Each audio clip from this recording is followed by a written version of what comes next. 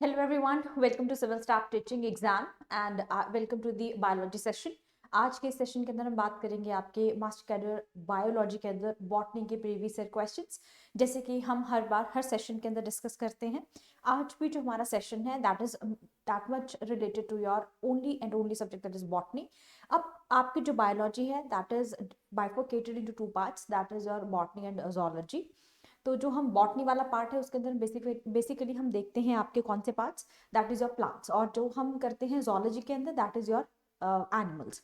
तो अब कुछ पोर्शन जो है इनका बायोलॉजी के अंदर बॉटनी और जोलॉजी का दैट इज सिमिलर, बट कुछ केसेस के अंदर जैसे कि आपका प्लांट्स होगा तो उसके अंदर plant classification that is more important, and when we move towards the animal kingdom या जोलॉजी तो वहां पर हम एनिमल्स की ज्यादा बात करते हैं। आज हम स्टार्ट करेंगे, आपका अगेन सेशन है हमारा, यानी कि जिसके अंदर हमें क्या करना है, प्रीवियस ईयर क्वेश्चंस पेपर को एनालाइज करना है, क्योंकि हर सेशन के अंदर हम एक बार क्या करते हैं, क्वेश्चन पेपर को एनालाइज कर रहे हैं। आपने प्रीवियस जो वीडियोस हैं वो भी आप चेकआउट कर सकते हैं, वहां पर भी कुछ ऐसे क्वेश्चंस हैं जो आपके बॉटनी से रिलेटेड है, और बॉटनी जो आपका सब्जेक्ट है वो आपका आता है बायोलॉजी के अंदर। तो छोटी सी एक नोटिफिकेशन है आपकी, that is civil staff teaching exam लेकर आया आपके लिए पेड इनिशिएटिव्स, और वो आपके टीजीटी और बीजीटी दोनों एग्जाम्स के लिए हैं। TGT for arts, commerce, medical and non medical, and when we talk about PGT तो हम और ज़्यादा स्पेसिफिक हो जाते हैं, और पीजीटी जो है वो हमेशा उसका जो लेवल होगा वो टीजीटी से ऊपर ही होगा एज यूजुअल।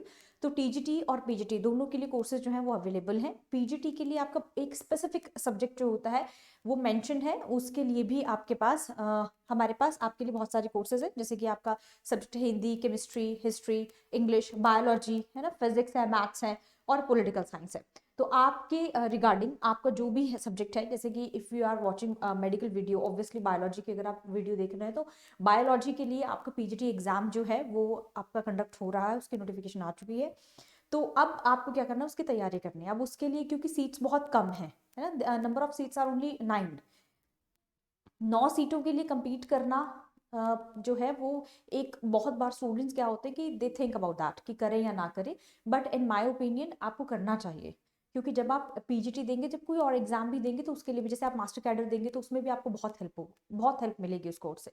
तो आपको क्या करना है, आपको एनरोल करना है, जल्दी से एनरोल कर लीजिए। वहां पर एक एक कंसेप्ट जो है वो आपको करवाया गया है डिटेल में, जो आपके क्वेश्चन पेपर की नेसेसिटी है। आपको वहां जाकर वो एक एक चीज मिलेगी, आपको प्रैक्टिस क्वेश्चंस मिलेंगे, और कुछ चीज़ें तो है जो हम लाइव सेशंस के अंदर भी करते हैं, कुछ आपको ऐसे भी मिल रहा है। तो ओवरऑल आपकी तैयारी जो है वो दी बेस्ट हो जाती है, अगर आपके पास गाइडेंस और आपकी जो एक स्ट्रैटेजी है वो प्रॉपर बन जाती है।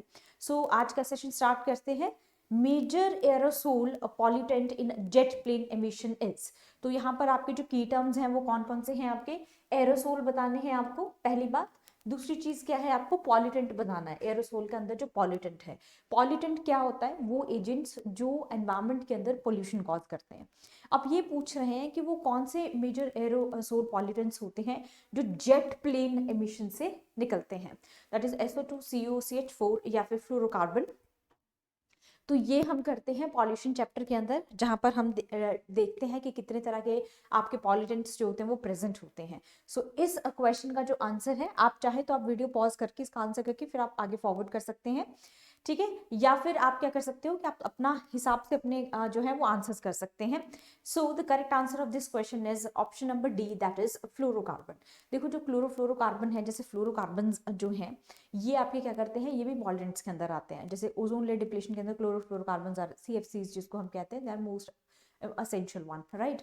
तो यहाँ पर आपको करना है मेजर एरोसोल पॉल्यूटेंट जो आपके जेट एमिशन के अंदर है, option number D, that is fluorocarbon. Fluorocarbon क्या है, ये आपके केमिकल कंपाउंड्स हैं जो कि क्या करते हैं, आपके कार्बन फ्लोरीन बॉन्ड्स को कंटेन करते हैं, और इनके पास प्रॉपर्टीज है जैसे कि they have the increased stability, ठीक है, वोलेटिलिटी या फिर हाइड्रोफोबिसिटी। फ्लोरोकार्बन्स जो होते हैं वो आपके कॉमर्शियल रेफ्रिजरेटर्स, पॉलीमर्स की तरह यूज होते हैं आपके ड्रग्स के अंदर, एनेस्थेटिक्स के अंदर भी, एनेस्थीसिया के अंदर भी, ठीक है। तो यहाँ पर क्या है, आपके इनका जो यूज है वो कमर्शियल भी है, और एनवायरमेंट के अंदर क्योंकि कमर्शियल यूज ज्यादा है इसलिए पॉल्यूशन होने के चांसेस भी ज्यादा होते हैं, क्योंकि जब आप कमर्शियली किसी चीज को यूज कर रहे हैं ऑब्वियसली उसके प्रोज और कॉन्स दोनों होते हैं। तो आप प्रो के लिए उसके लिए यूज कर रहे हैं, बट उसके कॉन्सिक्वेंसेस क्या होंगे वो भी डेफिनेटली आपको देखने पड़ेंगे, और उनमें से कॉन्सिक्वेंसेस एक है कि आपका जो है it is a major aerosol pollutant.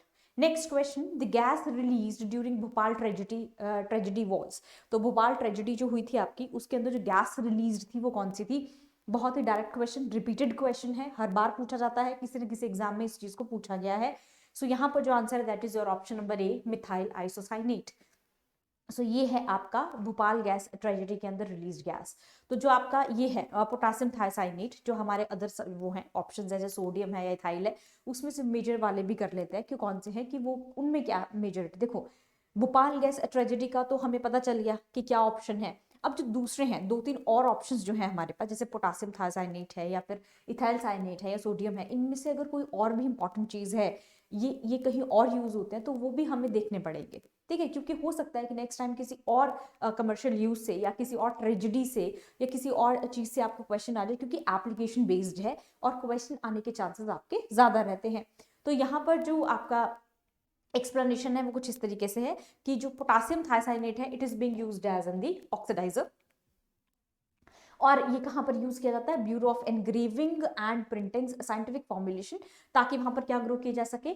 For growing synthetic fibres like the nylon. तो this is your again the most expected question. यहां से भी आपके मोस्ट एक्सपेक्टेड क्वेश्चन निकल सकता है कि अगर नाइलॉन की सिंथेसिस पे आपको फाइबर्स पे क्वेश्चन आ जाता तो आंसर होगा पोटासियम थायसाइनेट। तो ये हार्मफुल इफेक्ट्स क्या है आपका थायराइड और सेंट्रल नर्वस सिस्टम पे, क्योंकि ये आपका ह्यूमन हेल्थ पे इंपॉर्टेंट है, इसलिए ये क्वेश्चन फिर से इंपॉर्टेंट हो जाता है। तो आपको ये भी आ सकता है कि ऐसा कौन सा आपका जो एलिमेंट है जो कि आपके central nervous system thyroid gland को सबसे ज्यादा अफेक्ट करता है और इसका कमर्शियल यूज भी बहुत ज्यादा होता है। आंसर विल बी पोटासियम थायसाइनेट, क्योंकि वो नायलॉन की उसके लिए है, सिंथेसिस के लिए भी यूज किया जाता है।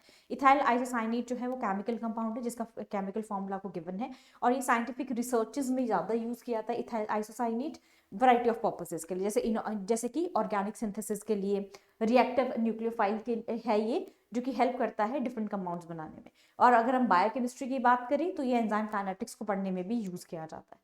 ठीक है जी, और प्रोटीन लाइगेंड जो है इंट्रैक्शंस हैं इसकी, और ये एलर्जन भी है। AIT is also an allergen. Allergen कौन होता है? कंपोनेंट जो एलर्जी कॉज कर सकता है।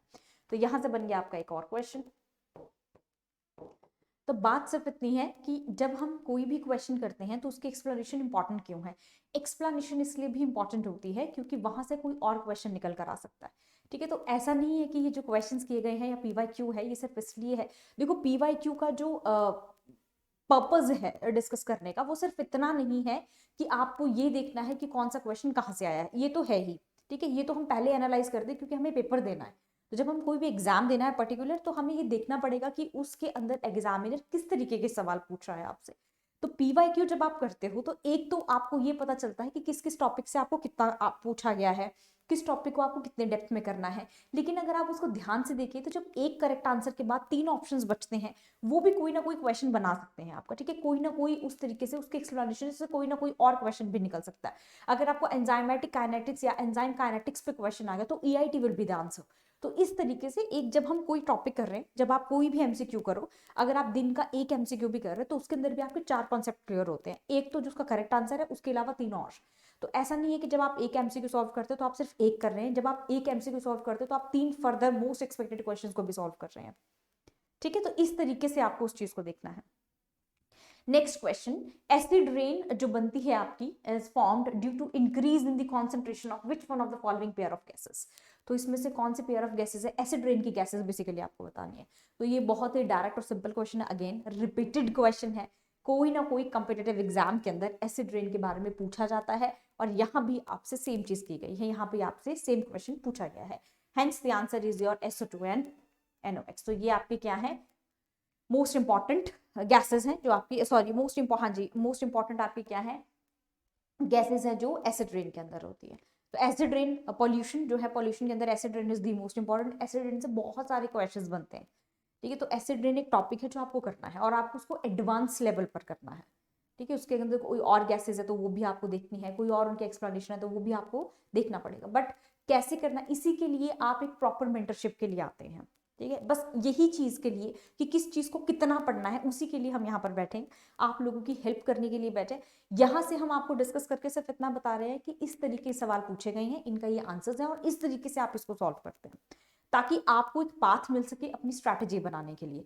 फर्दर जब आप स्ट्रैटेजी बनाओगे अपने किसी भी एग्जाम को क्वालिफाई करने के लिए, तो उसके लिए आपको जो है प्रॉपर एक मेंटरशिप चाहिए, और वो सेल्फ स्टडी से भी आ सकती है, कोई प्रॉब्लम नहीं है। बट फिर भी अगर आपको लगता है कि आपको किसी टॉपिक का नहीं पता चलता है कि आपको कौन सा टॉपिक कितना करना है, तो हम आपके लिए बैठे हैं, we are here to help you people. तो आप चाहे तो हमसे कनेक्ट कर सकते हैं, right. Next question, the most important reason for decrease in biodiversity. आपको क्या लगता है कि बायोडाइवर्सिटी के लिए उसका जो कमी है, डिक्रीज होना, नंबर जो उसका नंबर है वो डिक्रीज हो रहा है, या बायोडाइवर्सिटी का कम होना, मोस्ट इंपॉर्टेंट रीजन क्या है? मोस्ट इंपॉर्टेंट रीजन, ऐसे तो बहुत सारे रीजन है, बट मोस्ट इंपॉर्टेंट कौन सा है? बायोडाइवर्सिटी। बायो का मीन्स होता है लिविंग, डाइवर्सिटी मीन्स की आपके फ्लोरा एंड फौना। तो लिविंग ऑर्गेनिजम्स में फ्लोरा फौना, इनकी नंबर ऑफ डाइवर्सिटी है, वेरिएशंस है, वैरायटी है। मोस्ट इंपॉर्टेंट रीजन क्या है कि इनमें डिक्रीज आता है? Habitat pollution, introduction of exotic species, या ओवर एक्सप्लॉरेशन, या हैबिटेट डिस्ट्रक्शन। बहुत ही मतलब कि कंसेप्चुअल क्वेश्चन है वैसे तो, पर अगर मैं इसको बहुत ध्यान से देखूंगी तो मुझे आंसर पता चल जाएगा। हैबिटेट पॉल्यूशन जो है वो हो सकता है, लेकिन ब्रॉडर नहीं है, मोस्ट इंपॉर्टेंट में नहीं आ सकता। It could be the reason, ठीक है। Introduction to exotic, introduction of exotic species, हाँ ठीक है, कंपटीशन हो सकता है, या कुछ और मेथड्स हो सकते हैं इकोसिस्टम के अंदर, बट इससे जो है डिक्रीज नहीं हो सकती बायोडाइवर्सिटी ओवरऑल। अब ओवर एक्सप्लॉयटेशन, जब हम किसी स्पीशीज को ओवर एक्सप्लॉइट कर देते हैं तो फिर उसके अंदर भी हम, हाँ ये भी हो सकता है, लेकिन फिर वही चीज है कि ओवर एक्सप्लॉइटेशन किस चीज की हो रही है, फिर वो उस चीज का पोल्यूशन या उस चीज की डिस्ट्रक्शन होगी। लास्ट है आपका हैबिटेट डिस्ट्रक्शन। पूरा का पूरा हैबिटेट ही जब आप डिस्ट्रक्ट कर देते हैं तो वो बन जाता है मोस्ट इंपॉर्टेंट रीजन। जहां पर जो जगह, हैबिटेट इज अ प्लेस जहां पर आपकी बायोडाइवर्सिटी लिव, ठीक है। तो अब अगर आपने उसी को डिस्ट्रॉय कर दिया, इसी को डिस्ट्रक्शन कर दी है उसी की, तो फिर आगे जाकर वो स्पीशीज जो है वहां पर नहीं रहेगी, and there will be decrease in the biodiversity. So answer आपका ऑप्शन नंबर डी था। अब आता है आपका question, next question, the conservation of living species. जब हम किसी भी लिविंग स्पीशीज को कंजर्व करते हैं, ठीक है, with in their natural habitat, मतलब कि हमने उनको उसके प्लेस से नहीं हटाया है, एट देयर ओन प्लेस। तो ये बहुत ही, और ये कैसा क्वेश्चन है? देखो अगर आप इन वाले क्वेश्चंस को देखोगे ना, इस सीरीज में मुझे ऐसा लगता है कि बहुत ही इजी क्वेश्चंस पूछे गए हैं। ये क्वेश्चन आपका डिट्टो एक एक आप ये कह सकते हो कि एक डेफिनेशन से पूछा गया है, ठीक है। तो डेफिनेशन पूछी बोली गई है कि अगर हम किसी भी लिविंग स्पीशीज को कंजर्व करते हैं, वो भी उनके ही प्लेस पर, within their natural habitat और स्पेस, तो उसको हम क्या कहते हैं? In situ conservation, ex situ, in vitro, ex vitro. तो विट्रो इज लाइक लैबोरेटरी में हम बेसिकली यूज करते हैं। इन सिटू और एक्स सिटू कंजर्वेशन जो होती है वो आपकी दो कंजर्वेशन प्रोसेसेस है, जिसके अंदर एक को हम क्या करते हैं, एट देयर ओन प्लेस करते हैं, और एक को हम लैबोरेटरी से बोटानिकल गार्डन बना देना, और ये they are kind of your ex situ. पर इन सिटू क्या है आपका, आप उन्हीं विद इन द प्लेस आप उनको कंजर्व करते हैं। Hence the answer is your option number a, that is in situ conservation. And this question was totally based on the definition और इंट्रोडक्शन। तो ये डेफिनेशन के बेस पर है, इसलिए ये आपके लिए क्या हो गया, इजी क्वेश्चन है। तो लेवल अगर मैं इस क्वेश्चन की बात करूं तो it is easy. This question is totally based on the concept. अगर आपने बीओडी पढ़ा है, बायोलॉजिकल ऑक्सीजन डिमांड पढ़ा है, आपसे यहाँ डेफिनेशन नहीं पूछी गई है, आपसे ये पूछा गया है कि पूरी बीओडी में आपको क्या समझ आया है। तो ये है कंसेप्चुअल क्वेश्चन, वो था डेफिनेशन वाला, ये है कॉन्सेप्ट क्वेश्चन। ये बोलता है कि अगर बीओडी कहीं की हाई हो तो वो क्या इंडिकेट करेगा। तो देखो जी, जो बीओडी होता है it is directly proportional to the number of microbial population, या ज्यादा पॉल्यूशन से रिलेटेड। अगर बीओडी ज्यादा है यानी कि जो वाटर है इट इज मोर पॉल्यूटेड, इसलिए अगर वाटर की बात करें, वाटर पॉल्यूशन के अंदर बीओडी जो होता है अगर वो हाई है, इसका मतलब वहां पर पॉल्यूशन भी ज्यादा है। तो इस हिसाब से मेरा ऑप्शन नंबर ए तो जो है वो क्या हो जाता है, गलत हो जाता है कि water is not pure. Low level of microbial pollution, microbial का मतलब होता है माइक्रोब्स, उसके अंदर लो लेवल, अगर लो लेवल है तो फिर तो वो प्योर है, कंटामिनेटेड तो है ही नहीं, तो ये भी नहीं होगा। एब्सेंस ऑफ माइक्रोबियल एक्शन, जी नहीं। हाई बीओडी, बीओडी अगर ज्यादा है तो पॉल्यूशन भी ज्यादा होगा, डायरेक्टली प्रोपोर्शनल है। हाई बोला गया है बीओडी, तो क्या इंडिकेट करेगा वो, high level of microbial pollution, कि वहां पर जो माइक्रोब्स हैं उसके अंदर जो हार्मफुल माइक्रोब्स हैं जो कि पैथोजेनिक काम करेंगे, they are also high. So this is your BOD. तो बीओडी के साथ आपको एक और कंसेप्ट करना है जिसको हम कहते हैं COD, that is chemical oxygen demand, this is biological oxygen demand. इसके आप बात करते हैं आप टीडीएस, ठीक है, टोटल डिजॉल्व सॉल्यूट से आज जितना भी होता है आपका वो भी आपको पता होना चाहिए। तो ये कुछ कॉन्सेप्ट्स हैं जो आप पोल्यूशन के अंदर करते हो, बीओडी, सीओडी, टीडीएस, ये आप करते हो किसके अंदर, वाटर पॉल्यूशन के अंदर। तो टॉपिक आपका कौन सा है, water pollution. Next question. Electroporation facilitates the introduction of foreign DNA into the target organism by electroporation क्या है? सबसे पहली बात तो ये है कि इलेक्ट्रोपोरेशन एक टेक्निक है, ठीक है। दिस इज अ टेक्निक जो आप बायोटेक्नोलॉजी के अंदर यूज करते हैं। इलेक्ट्रोपोरेशन जो है, पोर्स, पोरेशन का मतलब क्या होता है? इट्स अ प्रोसेस, ठीक है, इलेक्ट्रिकल चीजों को लेगा पोर्स की फॉर्मेशन। तो facilitate the introduction of foreign DNA into the target organism. तो फॉरेन डीएनए को क्या इंट्रोड्यूस करना है आपको? Target organism. मतलब कि मेरा जैसे यहाँ पर ये जो है, this is my foreign DNA, इसको मुझे इस स्पीशीज के अंदर इंट्रोड्यूस करना है, तो मैं यूज करूंगी इलेक्ट्रोपोरेशन मेथड। तो क्या करते हैं electroporation? Changing the porosity of the cell wall, changing the electric potential of the cell wall, lysis of the cell wall, active transport across the cell wall. अब अगर आपको इन ऑप्शंस को समझना है तो पहले आपको एक एक करके चीजों को समझना पड़ेगा। आपको एक्टिव ट्रांसपोर्ट पता होना चाहिए क्या होता है, हाई कॉन्सेंट्रेशन टू लो है या लो कॉन्सेंट्रेशन टू हाई है, पहले आपको ये भी समझना पड़ेगा। फिर आपको ये भी देखना पड़ेगा कि पोरोसिटी का मतलब क्या है, इलेक्ट्रिकल चेंजेस। तो बेसिकली अगर आपने इलेक्ट्रोपोरेशन टेक्निक की है, ठीक है, कॉन्सेप्ट किया है, तो फिर आपके लिए इजी हो जाता है। बेसिकली जो इलेक्ट्रोपोरेशन टेक्निक होती है, it basically increases the permeability of the cell wall. So answer will be option number a, that is porosity. Pores जो होते हैं आपके सेल वॉल में बनाने में हेल्प करता है, ताकि 20 स्पीशीज के अंदर जो है वो फॉरेन डीएनए इंट्रोड्यूस हो जाए। तो उसके अंदर जाने के लिए क्या करना पड़ेगा? उसको पहले सेल मेम्ब्रेन से होकर जाना पड़ेगा, और सेल मेम्ब्रेन को वो क्या बनाएगा? पोरस बनाएगा। इसलिए that is the porosity increase करना, ठीक है। तो इलेक्ट्रोपोरेशन जो है मॉलिक्यूलर बायोलॉजी की टेक्निक है, जिसमें इलेक्ट्रिक फील्ड को यूज किया जाता है टू क्रिएट पोर्स, ठीक है। तो चेंज नहीं होता इलेक्ट्रिक पोटेंशियल, यहाँ पर इलेक्ट्रिक फील्ड को यूज किया जाता है ताकि वो क्या कर सके? Create pores in the cell wall of a host cell. तो ये इंक्रीज करता है permeability of the cell membrane, ताकि केमिकल्स, ड्रग्स या DNA to be introduced into the cell. So the answer is your option number a. और बहुत ही easy question है, बहुत मुश्किल नहीं है। आप प्रैक्टिस करते हैं, जब आपके कॉन्सेप्ट क्लियर होंगे ना, तो ये क्वेश्चन बहुत ही इजी लगने लगेंगे आपको, ट्रस्ट मी। हाँ, जब हमने कोई चीज नहीं की है, फिर हमारे लिए वो चीज मुश्किल है, ठीक है। Okay, next is which one of the following is the best method to determine bacteriophages concentration in a sample? अगर मुझे किसी एक सैंपल के अंदर बैक्टीरियोफाजिस की कॉन्सेंट्रेशन को चेक करना है कि वो कैसा है, तो बेस्ट मेथड कौन सा है? पहले तो आपको ये पता होना चाहिए कि बैक्टीरियोफाजिस कौन से हैं। वो है जो आपके वायरसेस पर अटैक करते हैं, ठीक है जी। उसके बाद ये ऑर्गेनिजम्स हैं जो वायरसेस की पॉपुलेशन को भी चेक करने में। बेसिकली आप ये देख रहे हो, अगर एक सैंपल के अंदर बैक्टीरियोफाजिस की कॉन्सेंट्रेशन ज्यादा है, वहां पर वायरस की जो कॉन्सेंट्रेशन वो भी ज्यादा होगी, कुछ ऐसा, ठीक है। तो ये मैथड्स हैं आपके, ठीक है। तो ये असाई मैथड्स हैं जिनको हम जो है बेसिकली लेबोरेटरी जो मेथड्स होते हैं, ये हम यूज करते हैं ताकि वायरसेस, बैक्टीरिया, सबके लिए अलग अलग मेथड्स हैं। डीएनए और आपकी प्रोटीन्स हैं, हर चीज के लिए अलग अलग मेथड्स हैं। यहाँ पर जो आपका बैक्टीरियोफाजिस के लिए कॉन्सेंट्रेशन की चेक करने के लिए जो मेथड है, उसे हम कहते हैं प्लेक असाई। तो प्लेक असाई जो है, it is the correct answer, जिसके अंदर आप कॉन्सेंट्रेशन जो है वो चेक करते हैं। ये बेसिकली क्या करते हैं? It purify a population of the viruses as well, ठीक है। तो जो डबल अगार से बनाते हैं हम डीएनए असाई, ये अलाउ करता है लोकलाइज्ड फाज होस्ट कॉन्टेक्ट को, ताकि वो एनवायरनमेंट के अंदर 2 लेयर्स ऑफ अगार जो बनती है on the top of the each other. तो अगर आपको ये नहीं भी याद रहता, आप सिर्फ इतना याद रखो कि ये प्योरीफाई करने में भी हेल्प करता है over the population of the population of viruses, bacteriophages की डिटर्मिनेशन। नेक्स्ट क्वेश्चन देखो, बहुत ही इंपॉर्टेंट है। इसमें ये बोल रहे हैं एक प्रोटीन जो है वो पुअरली एक्सप्रेस हुई है किसी भी डिजीज टिश्यू के अंदर, मतलब प्रोटीन जो है वो अच्छे से एक्सप्रेस नहीं हो पाई। अब ये डिटरमिन करने के लिए कि ये डिफेक्ट जो है वो ट्रांसक्रिप्शन लेवल पर है या ट्रांसलेशन लेवल पर है, इसमें से आप कौन सा ब्लॉटिंग टेक्निक जो है वो यूज करेंगे? देखो, एक है ट्रांसक्रिप्शन, ठीक है, और एक है ट्रांसलेशन। तो अगर आपको इन दो मेथड्स के बारे में, if you people are a little bit familiar, तो आपको समझ आ जाएगा। ट्रांसक्रिप्शन इज जब आपका डीएनए से आरएनए बनता है, एंड ट्रांसलेशन इज जब आरएनए से प्रोटीन बनती है, ठीक है। तो ये कह रहे हैं प्रोटीन जो एक्सप्रेस नहीं हुई है, तो ये देखना है कि ट्रांसक्रिप्शन पे प्रॉब्लम थी या ट्रांसलेशन पे प्रॉब्लम थी। यहाँ डीएनए है, यहाँ पर आपका प्रोटीन है।